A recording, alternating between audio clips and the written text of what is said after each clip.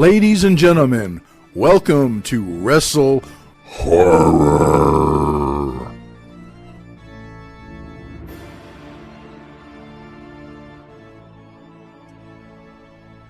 Greetings, viewers and listeners. Meathook Jim here with my haunted house behind me. My co-host with Pennywise, WrestleHorror, and whatever he's got back there. Donnie, what's going on? Oh, not much. I got a whole slew of stuff behind me. I got some wrestling, I got some horror, some haunt, got a little bit of everything. Well, that's what it's all about, right? On this episode of WrestleHorror, our special guest is Philip Hernandez. Philip is with the Haunted Attraction Network, but he also has a few other hats. Philip, why don't you explain to the listeners what those other hats are? So besides the Haunted Attraction Network, I am the CEO of Gantom Lighting Controls. My little Gantom shirt on, so I can make sure I at least represent that. I'm also the editor-in-chief of Seasonal Entertainment Source magazine, which used to publish quarterly, and now it's publishing twice a year. And I'm on the board of directors for the Slice Creative Network based in Orlando. And I am a co-host of Green Tagged Theme Park in 30 with Scott Swensons. I published 6 books. 2 of them are Scott Swensons books. And recently we just published one last week, The 13 Commandments of Haunting.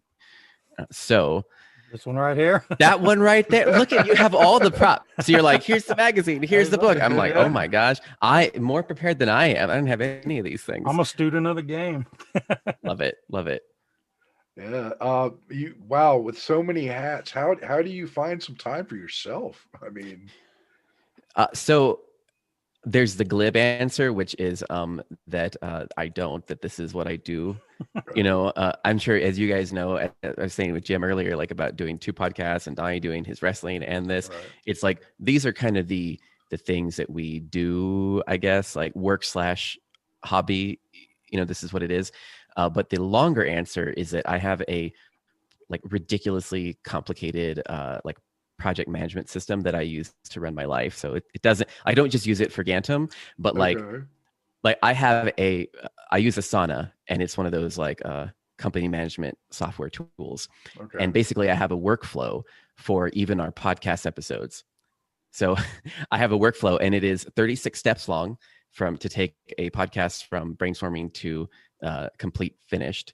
And so those 36 steps are kind of mapped out on a timeline.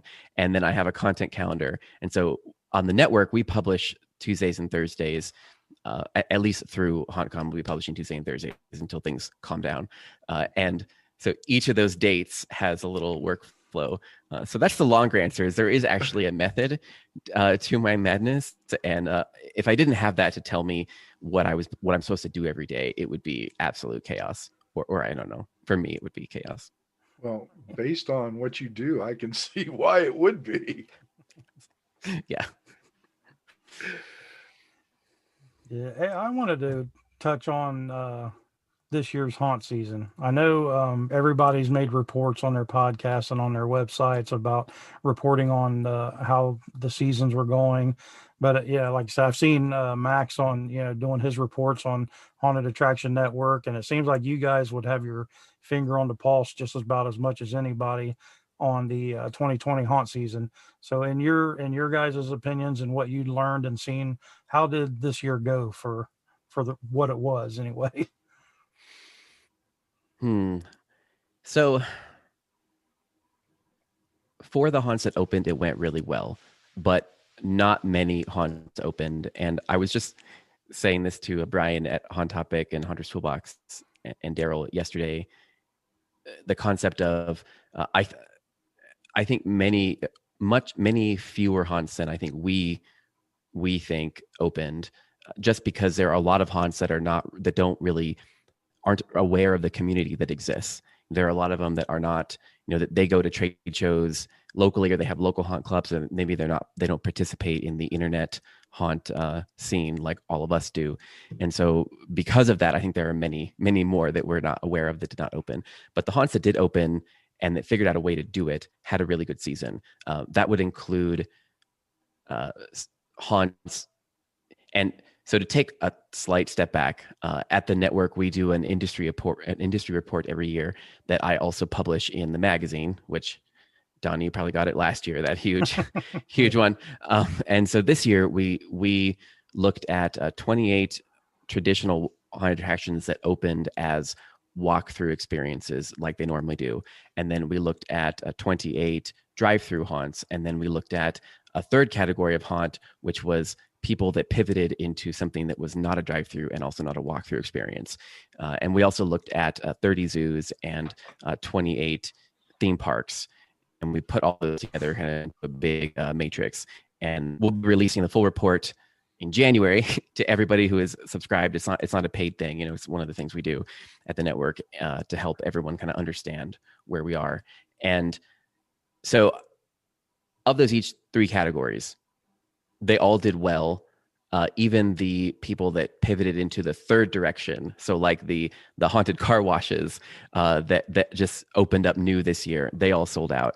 And even the events like Inside from Creep LA. You know, Creep LA used to be a very immersive, small, kind of private full contact experience, and they pivoted to they rented, or not rented, but they got access to a haunted properties in downtown LA, and they put actors in them, and then the guests would walk around the house and go from house to house, and the actors were all on the inside and they would perform scenes. So it was a linear story progression, but it happened for the actors would move from window to window and look in, and each window had like a window scene that would evolve. And so it was still COVID safe, but it was this whole different way of doing a haunt that they'd never done. And that experience sold out within 30 minutes without any marketing. They just put it their email list and it just sold out.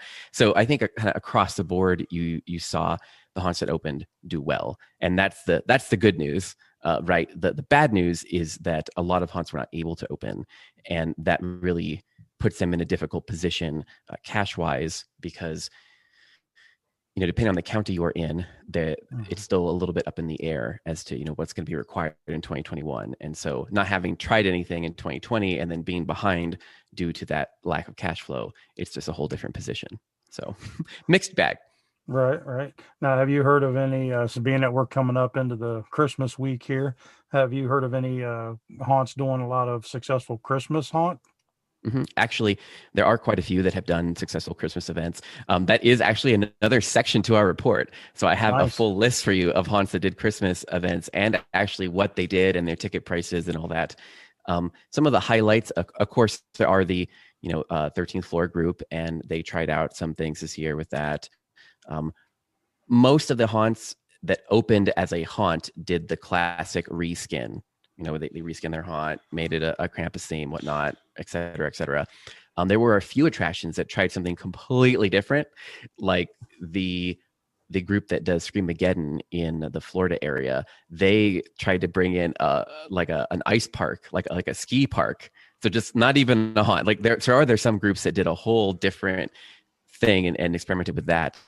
And then one that I just talked to a few days ago is a Dead City Haunted House. And they tried this year for the first time to do a lot of TikTok video marketing. And their Christmas haunt TikTok videos went viral and ended up pushing them to sell out their nights, where they have people coming from multiple states away being like, I saw this guy on TikTok. I'm here to take a photo. And like, are you going to go through the haunt? Just here to take a photo. I mean, so it's very interesting. There have been a lot of haunts pivoting to do that, and a lot of interesting takes on it. And this year, what surprised me is the number of haunts that were doing something for Christmas, but also extending their season to not just do, it used to be, we did maybe like, we did one blackout night, and then we do like one Christmas thing or one something. But some of the haunts this year are trying to extend that to doing 2 or 3 or 4 weekends. Some have a full month. And that surprised me. It surprised me, and yet it didn't, in that clearly the demand is pent up still from people wanting to do a thing. And clearly, they sense that. And with the time ticketing, it really does allow you to sell out your future and figure out, you can put dates out there and then see if they sell. And if there's just no interest in those dates, you can refund and pull them, but it does allow you to test out future nights. So very interesting Christmas stuff. I'm really excited to get some of those outliers on the phone and be like, what did you do? Did it explode? Did everyone like it? Like, had the same problems as Halloween? Like, what's going on? All right. So. Yep. So, Phil, I'm gonna go back to the beginning. What started you in haunting? Well, I think, as is the case with a lot of haunters, I was a home haunter, but didn't know it for a while. The vernacular that we apply is something that's kind of like when you realize that there's an industry is when you realize you're a home haunter and that haunting's a thing. Right. I had been a home haunter since I can remember. I mean, I was one of those, haunters also fall into different categories, and I am definitely the one that is the mousetrap guy. I'm not the performer. I'm the mousetrap builder. And so I was always the guy that was like, let's throw really elaborate Halloween parties where the house is absolutely transformed and there's this whole thing. But then I'm just going to sit in the background and watch people like, interact with the party and tweak things. I'm not going to be like the ringmaster in the middle of running the party. And so I was like, Halloween was always a concern of mine. I remember, I think the first thing that everyone should have known it was going to be a thing was when I was 5, and my mom and she had always wanted me to do like couples costumes with her from when I was like a baby, and always like, and that was the year when she's like, we're going to be angels. And I'm like, I'm going to be a vampire. I'm not going to be an angel. I don't know what you're like, angel. That's not a thing. So that was the year where I was like, I'm just going to be a monster for Halloween, and I don't care. And it was kind of one of those like breaking points. And I think from there, it just went. We still have that picture of that year. It was like, this was the year it all started. And kind of from then I would start with really elaborate parties and decorate the house. And then I eventually got into opening up the display. It started just like all things do as a yard display. Okay. The yard display creeped in. When I got my own place with roommates, then it became, we're going to do this whole walkthrough experience. And there was, by the time I was getting into high school and college, it was a thing. It was a larger thing. And then in college, it was even part of the lease agreement that I gave to people, where I'm like, during the month of October, like, this is going to happen. It's going to disturb your room and your whole thing. Like, if you really want to, we'll close off your room so that people can't get in. But just so you know, like, it's a thing. And of course, thankfully, I had roommates that usually helped, but at least did not hinder it, and usually allowed us to also use their rooms as scenes in the home haunt. So eventually we got to a point where the home haunt was kind of like busting at the seams. Our last home haunt, it was a 4-hour wait on Halloween night. Nice. And we ended up having, it was like a back and forth with the city. It was definitely one of those cases where I had to apply for a permit because we had a neighbor that was being grumpy. I had applied to a permit, and every other person in the whole neighborhood signed on to the permit except for her. And the city was like, I mean, you can do it because it's just this one person. She's being, ridiculous. So we had to hire security. We had to have crossing guards. It was this whole thing for a home haunt where we had to do all these things just to pacify her. And it was like we had to rope off her, because she was like, if anyone parks on the sidewalk, even in front of my property line, I'm going to call the cops on you. So it was like, we were like, I mean, I had to have dedicated volunteers just to make sure that stuff was not being disrupted with her house. And we used every bit of the house, the front yard, all the rooms, it was this huge trail. And I think that was the first time I realized haunting was a thing, because we filmed that and submitted it to those home haunter DVDs. Right. And we're on there. It was like, really? It was quite a long time ago. And we're on there, and it was that was an experience. It was one of those things where I'm like, wow, this was just like we all do. That was so unsafe. I'm like, there was so much plastic. There was no fireproofing. Like, you have thousands of people coming through the house, and just almost a continuous pulse of people. And there was so much room for damage. And also, like, nobody knew how to make blood. And so they were using cake batter recipes and spraying it on walls, which no. I mean, just so many bad ideas. Just everywhere you looked, it was a bad idea. And that was definitely a breaking point where we were like, we can't keep pushing this, because at that point you were getting buses like people were chartering buses to drive to the home haunt and drop off full groups of people and stand in line.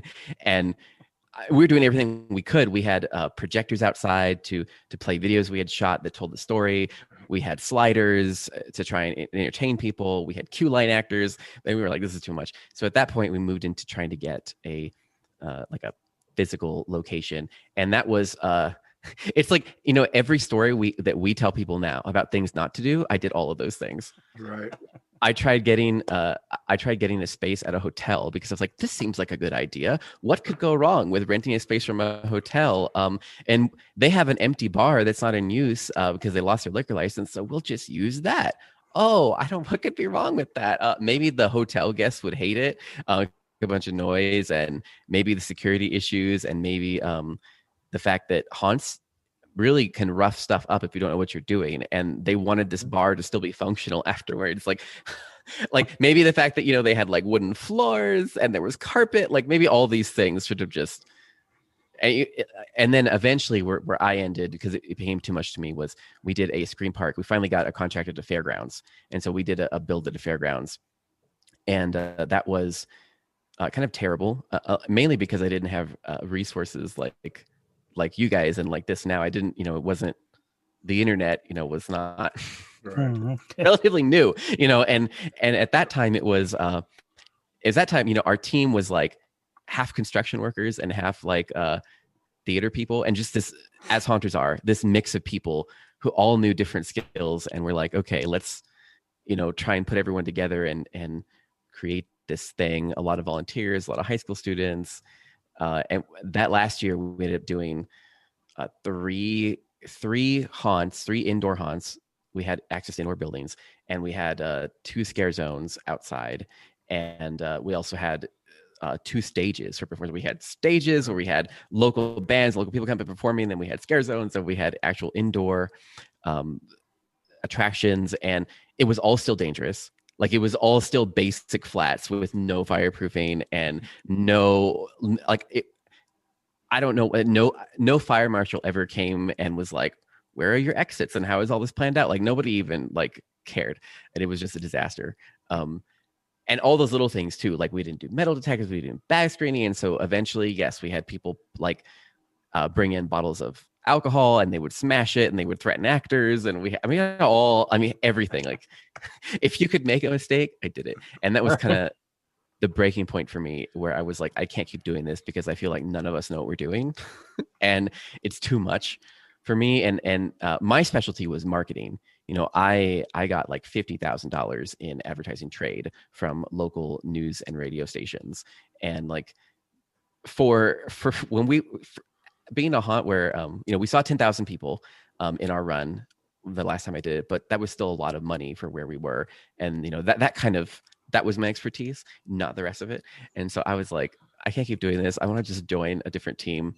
And then I had to move. And so I didn't have my own place. So I couldn't home haunt, and I couldn't do this anymore by myself. And so then I kind of turned to looking online more, and was like, oh, there's actually a full community, and I can still help other haunters by being like, hey guys, there are some things you should not do. These are some of them. Yeah, I always try to pull a piece of knowledge out of every interview we do, and I think I already got it out of this one, which will show how naive I am about home haunting. But if I heard you and understood you right, when you started your home haunt, you had people actually going into your house and going through your home and then coming out. So all the home haunts I've knew were always out in the yard. I'd never heard of that before. Now I guess it's one of those things that I was so young and naive. I had no idea how bad it was. And so I didn't even think of it. But now I'm like, the liability of having someone come into your house and go through this experience where they were being scared was so incredible that I'm still even like, oh my God, like, how did nobody get hurt? And actually, as Jim knows, we didn't know how to teach our actors, as you guys both know, how to take hits or to do any of that. And so they all did get hurt. Like, that's the thing. Our actors tried to do fight scenes without any training. And they're just like, oh, I watched a YouTube video on on like stage combat. And I'm like, and for some reason I was just like, fine, do whatever you want. Like I was definitely that home hunter of like, oh, what character would you like to be? And like, what would you like to do? And like, which resulted in everyone just doing whatever they wanted and creating dangerous situations and actors getting hurt. But I will say, and no matter, we all have this feeling like, it was so unsafe. It was insane. I loved it. I loved like every minute of it. And everyone who left loved it. Like people that stood 4 hours to wait on Halloween night and spent their whole Halloween with us, they were happy. And all they could do was thank us. And it didn't matter that our actors were covered in bruises and couldn't talk for the next week.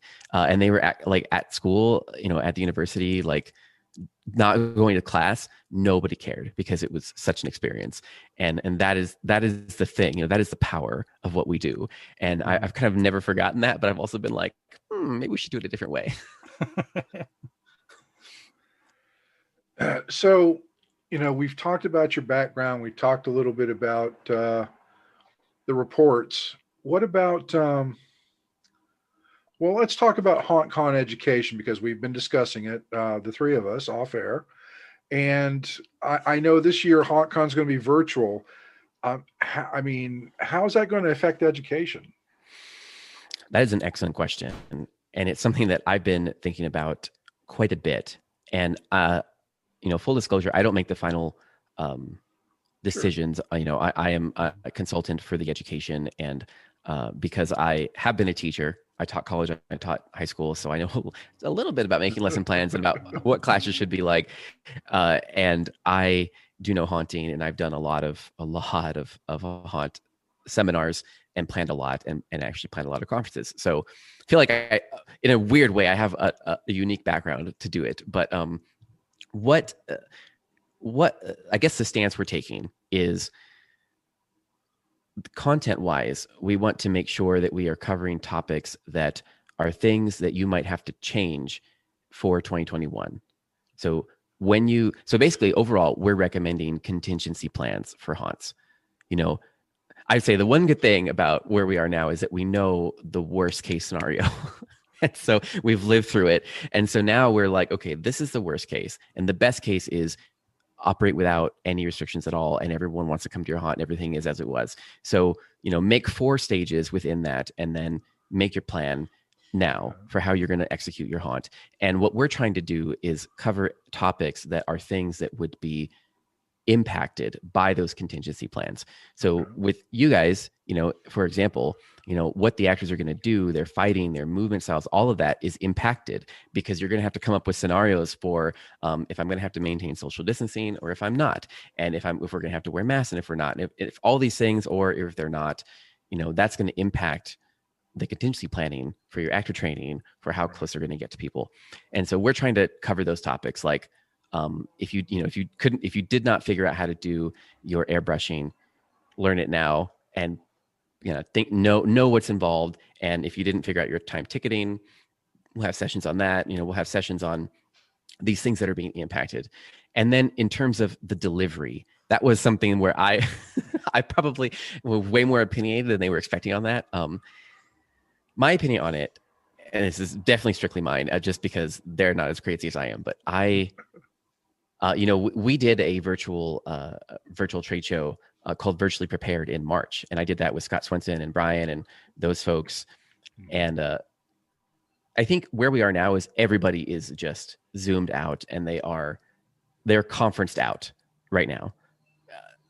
So delivery, what kind of the line we drew was, if it is a regular session where it's one person delivering linear education to somebody, that should be pre-recorded. And it should be pre-recorded because then it can be higher quality, because then the speaker can put in videos, they can do what they need to do, almost like you would a class. It should be pre-recorded.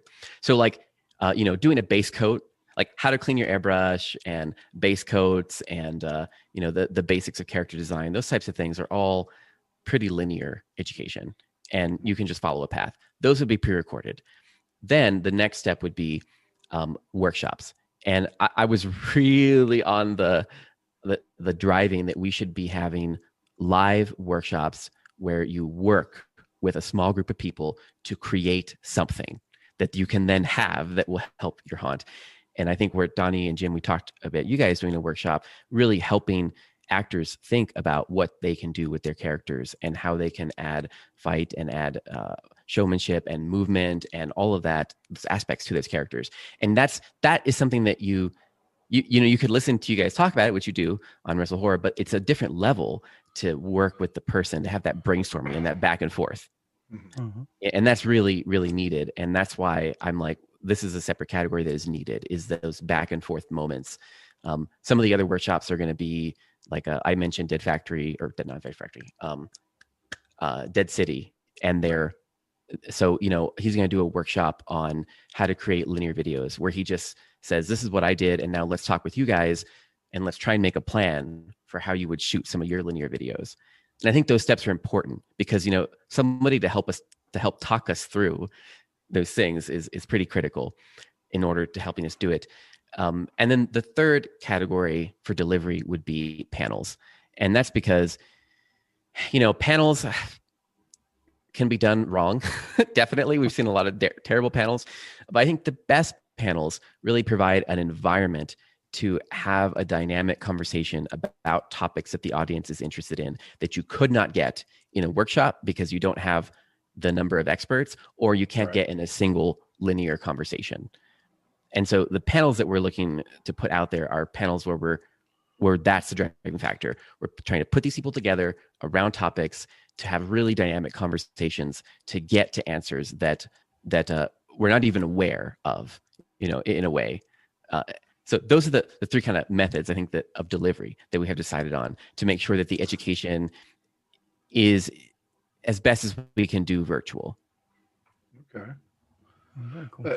It's definitely going to be different. I've been to a couple of haunt cons in my day, and always loved the education that's provided there.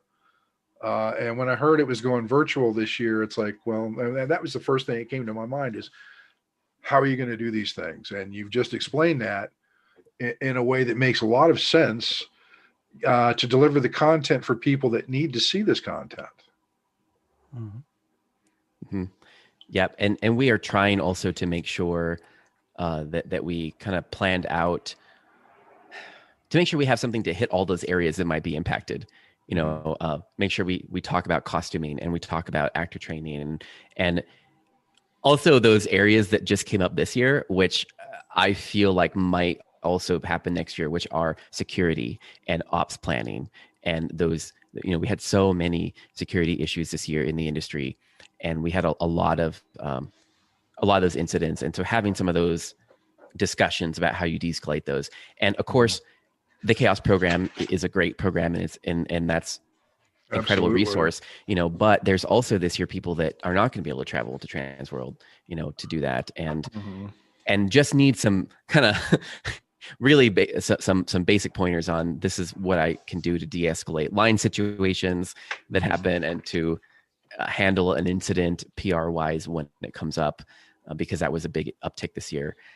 And I also think some things that are also like touchier topics like diversity and inclusion, which is, because it's part of the mainstream conversation, it's going to be part of the haunt conversation this year, and we need to know how to address those things. So we tried to make it balanced, but of course, we can't hit everything, and that's also what makes the haunt industry so fascinating. Is that it is like it's like you go to every other niche, you're like, small businesses and theater and carpentry. There's so much that goes into a haunt.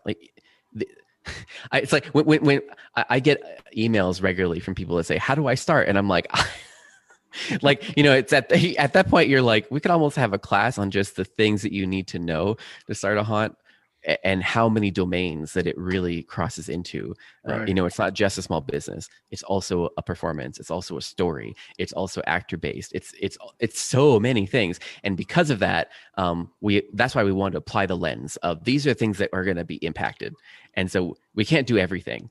So we're going to do these things, and we're hoping that we hit everything. But I know that we've already missed some things, and that's just going to have to be okay, because there are other shows or other conventions, and there are podcasts.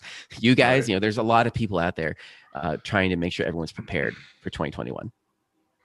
That's I'm glad you guys are looking at it this way, because even though the vaccine's rolling out now, it's going to be a long time before this all smooths over. And we've got to be prepared, and people have to be safe. Mm-hmm. Yeah, and this also, in my opinion, won't be the last time something like this happens. I think we'll have more of this coming down the future, and we should be better prepared for it, this time around. Yeah. Mm-hmm. I 100% agree. I think this needs to get into the kind of vocabulary that we talk about. Is disaster planning needs to be part of our haunt vernacular going forward, and it's great because we've lived through it once, and so now we all have the experience to say, okay, we need to be thinking about this every year. If something catastrophic does happen, we've been through it. We know quickly how to pivot and to adjust these things. And that's going to be, I think, a mainstay going forward. And I agree with you guys as well that it's not going to be all daisies when haunt season gets here. So it's really, it really needs to be something we think of now. As much as we don't want to, nobody wants to have to be thinking about, especially now. I'm like, everyone's like Christmas, and I'm like, you should be thinking about how bad your haunt season could be. Everyone's like, what's wrong with you? And I'm like, well, I mean, you need to start now about, because I think everyone will need to open this year. We can't skip another year for some of these guys. So it's time to start doing this planning. Absolutely. So on to a little bit of a lighter subject. Let's talk about Gantom. I'm very familiar with Gantom Lighting. I see what you did there. Lighter subject, yeah. It was nice and punny. I'm good. What can I say? But no, we've interacted in the past. This isn't our first rodeo. Love Gantom Lighting, and the reason I brought it up is, most haunters are familiar with Gantom Lighting and what they provide, but since this is called WrestleHorror, there are some wrestling promoters that could benefit from using certain Gantom lighting. Absolutely. So for our listeners that are more on the wrestling side of things, what is Gantom Lighting? Well, at Gantom, we make the world's smallest intelligent spotlights. So it's a very niche thing. And our primary, so we started off in the haunted attraction space because our founder actually started the first haunted house in mainland China. And then it got shut down because he did not do anything properly, which is the same with him. He is a magnificent human, but also definitely does not ask permission. And so the government was like, this thing, like, you can't do it.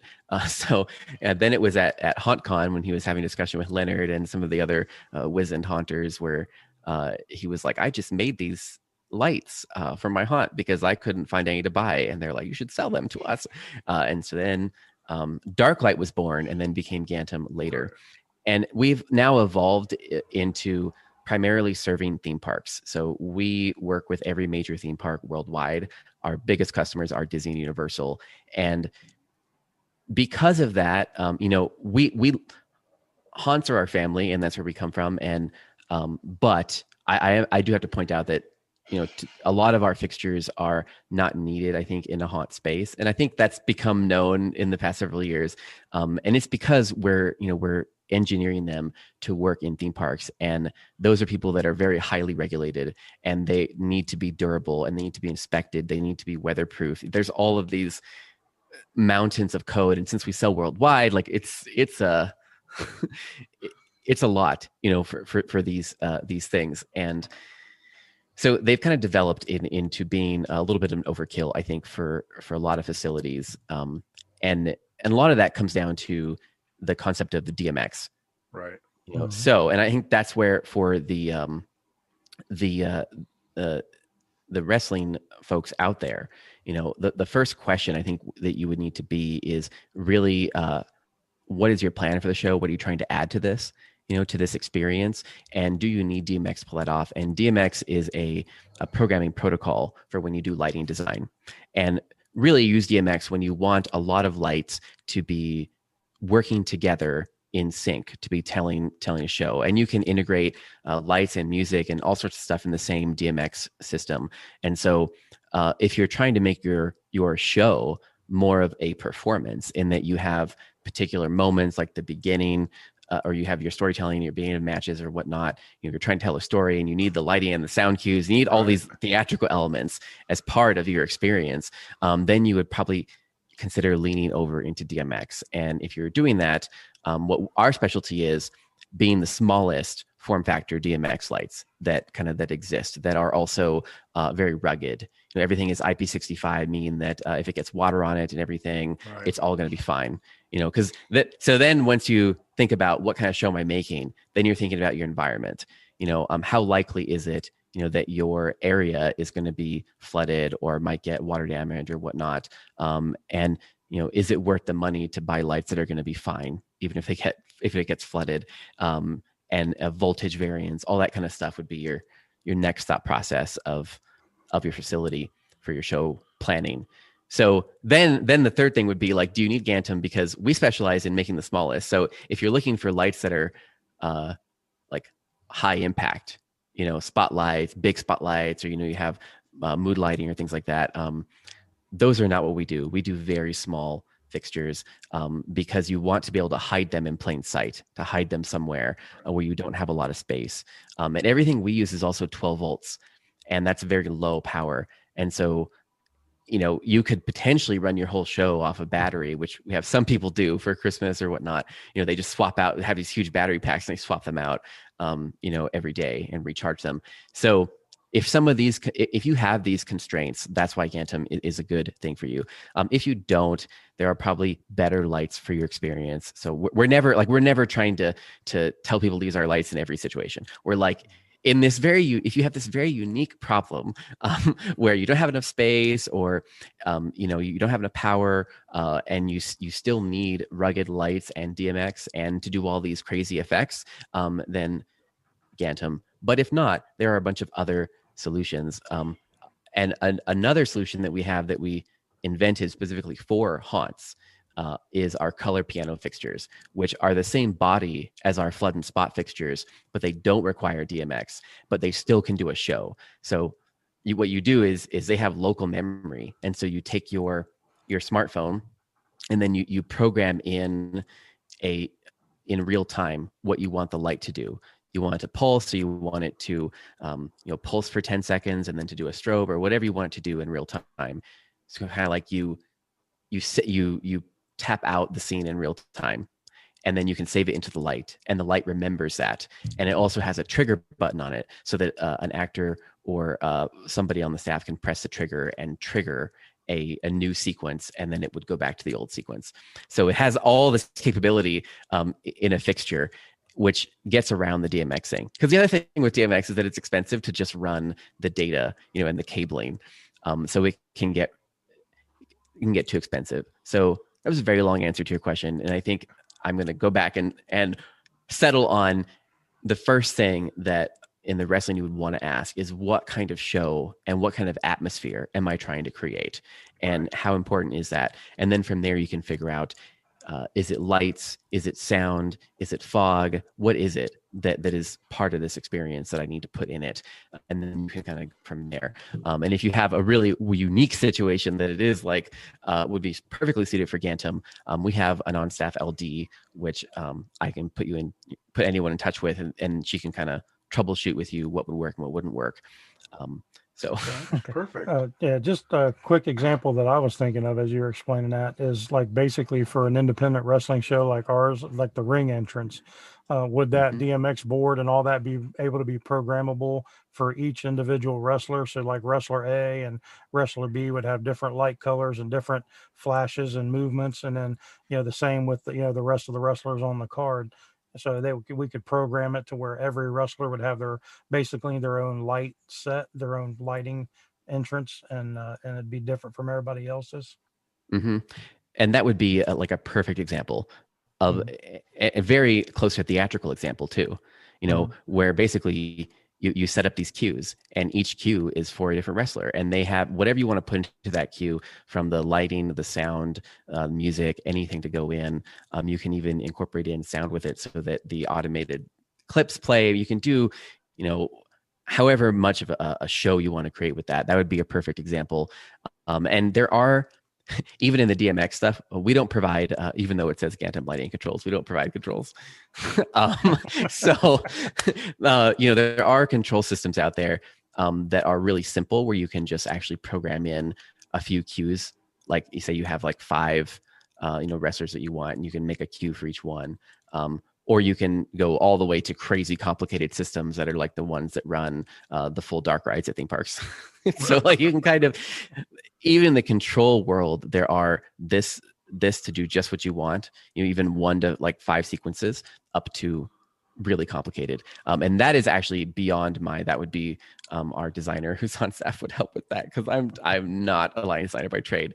Or even Jim, when it comes down to programming, I know you guys have done your fair share at Hans you worked at. So, yeah. Well, I'm looking at the clock, and time is drawing nigh. Donnie, you have that question you've always got to ask our guests. Yeah. Before I get into that, though, I want to give a quick plug on this book, because I started reading it. Okay. I wanted to have Philip talk a little bit about it, and it's the new one from Scott. And like I said, I just got into it. You can see my bookmark there, and it's I'm really enjoying it. And it looks like there's some clips that's from his podcast, and some, then it's added stuff in. If you could talk about it a little bit and let readers know, or listeners know, where they could get it.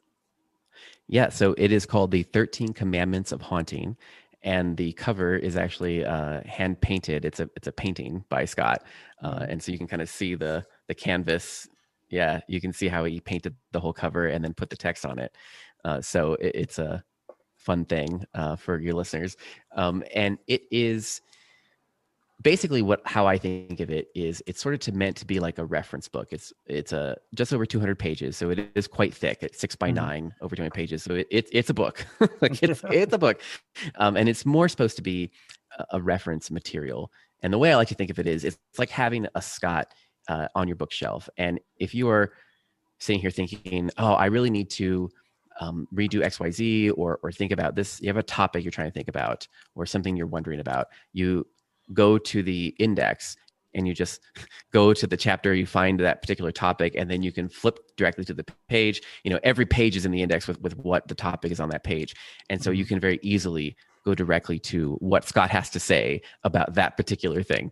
And it was created by what I did was I wrote up blog posts to his first 30 episodes of his podcast, and I put those and circulate those around, and we got feedback on what really resonated with the community. And then based on that feedback, what resonated, and based on the core content we had, I put it together into a book, and we edited where we needed to and moved stuff as needed, but we put it into a book, and we grouped them by topic, by 3 broad topics, and then each chapter is a particular deep dive on a different topic. So we kind of tested it to see what people resonated with the most, and that's where we got that. So it's available on Amazon, The 13 Commandments of Haunting, as a physical book or as a ebook, and it will shortly be available on Apple Books. Very cool. All right, now we can get to our question and start winding down here. I know I'm running short on time. All right, I'm sure you've heard this question. We ask everybody. You are the main character in your own horror film. What is your go-to kill? Yeah, so I've been thinking about this since I've been listening to the show so much, and I've loved some of the answers that people have given. And I guess this is just also in keeping with my personality. Mine would definitely be definitely like a coup or poisoning, like or the same thing. We're talking like Red Wedding, Game of Thrones style. Like it would be like that. I don't know what that says about me. It's but when I said I was a mousetrap person, I'm definitely like a full mousetrap person. Like I am like you like if I were you wouldn't even know. I would just be like a side character in the person's life, and then suddenly like they would be in an impossible situation with no way out that I have orchestrated to like take out the entire family and everyone who knows them all in one swoop, kind of a thing. You just set the trap and let them kill themselves, pretty much.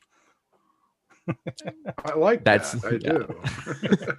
I'm definitely like, I'm not, just like I said, I'm not the ringmaster. I'm not the person I'm not going to be up in the face of what I mean, it's going to be like, when I reveal myself, it's going to be like, they have no way out, and I'm just revealing myself because I want the satisfaction of watching them die and watching the realization on their face that they have no way to get out of this.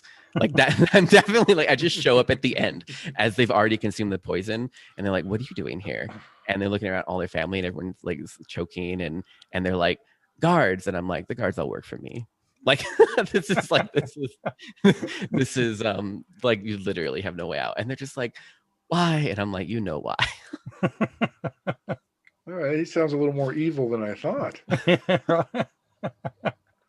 So Philip, how can people find out more about you, about HauntCon, about Gantom, and magazines, Network, Haunted Attraction Network? Well, for the Contraction Network, we have a website. We're also a podcast. And the two, we do news, we have newsletters, we have a lot going on with that. We try and keep everyone up to date, and we're updating all of our reference pages as well with all the other podcast industry and shows and everything. So you can search for us in any podcast app. We're available everywhere, or you can just go to hauntedattractionnetwork.com or find us on social. We have a oddly large following on Facebook, which I'm still trying to figure out. And then for the magazine, we do offer free subscriptions to the magazine for people that are in the US that are in the haunt industry. So you can get a subscription to the magazine by going to seasonalentertainmentsource.com and clicking on the subscribe button. And there'll be like, a section for you to fill out the industry that you're in. You say haunter and whatnot. And let's see, for Gantom, you can get our stuff from Fright Props or from a lot of other dealers, or you can request a quote directly from us, or just reach out to us to ask what, if you, just to ask, like, would this work for me? Would this not? And we have a team is a great team that will help you, that will tell you, no, there are things that are better for you over here, or, this would save you money if you did this. We have a great team that can help you with that at gantom.com, and there's a quote button or a contact button there. Okay. And is that everything? HauntCon? Oh, HauntCon. Yes. Okay. HauntCon. HauntCon.com. The show is January 19th through 21st, and the education is free, which is something we're really pushing on, because we wanted it to be accessible for haunts that were really trying to get everything ready for 2021. Because we all need 2021 yes. to go well, and I'm so proud of the team. I didn't make this decision. I'm so proud of the team for sticking behind that as a core value of providing the education for free. And there's a whole platform with vendors and conversations, so that they're really trying to add a lot of value for attendees. So you can go there just on the main website and sign up to get your badge ID, and then from there, you'll go into the platform and you can choose the education that you want to sign up for and get the details for that, or watch the on-demand sessions. Perfect. All right, Philip, thank you so much for being on the WrestleHorror podcast with us. I'm looking forward to airing this episode. We're definitely gonna have to have you back on, because there's a lot. We've just scratching the surface now. So I look forward to having you on in the future. Don't forget to check out all of his ventures. Buy some lighting if you need some lighting. Go to HauntCon. Listen to something on the Haunted Attraction Network. Buy the book. Subscribe to the magazine. Don't forget on our end to check out our Facebook, WrestleHorror, Instagram at WrestleHorror, Twitter at WrestleHorror, YouTube at the WrestleHorror channel, and you can find us on most podcast outlets. I'm Meathook Jim, along with Donnie Hoover, with our guest, Philip Hernandez.